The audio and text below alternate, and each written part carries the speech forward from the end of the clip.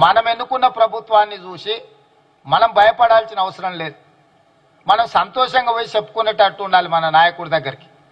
గత ప్రభుత్వం ఓట్లేసి గెలిపించిన ప్రజల్నే భయపెట్టి పోలీసులు కేసులు పెట్టి ఫోన్ ట్యాపింగులు చేసి ఎవరు ఏం మాట్లాడుకుంటారో ఎవరింట్లో భార్య భర్తలు మాట్లాడుకున్నా వినాలన్న దుర్మార్గమైన ఆలోచన గత ప్రభుత్వం చేసింది. ఆయన మాట్లాడుతుండే కేటీఆర్ కొద్దిమంది విన్నామని. ఏం పనే మంది సంసారాలలో ఏలు పెట్టి చూసే పని మీకు? ఎవడన్నా సిగ్గునోడు అట్లా మాట్లాడతాడా?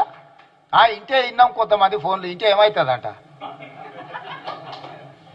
ఎవడన్నా గిట్లా బర్తెగించి ఎవడన్నా మాట్లాడతాడా? ఇంటే ఏమవుతుంది? అదే అవుతుంది. చెర్లపల్లిలో చిప్పకూడి తినాల్సి వస్తుంది. ఇప్పుడు వాళ్ళు చెప్పినట్టు ఇన్న అధికారులు ఈరోజు ఊసలు లెక్క పెడుతున్నారు. ఆయన అంతకంటే ముందే చెప్పినాం వద్దురని. ఆయన వాళ్ళు దుర్మార్గులు, దోపిడీదారులు, దొంగలు, వాళ్ళ మాటలు విన్నారంటే మీరు జైలుకు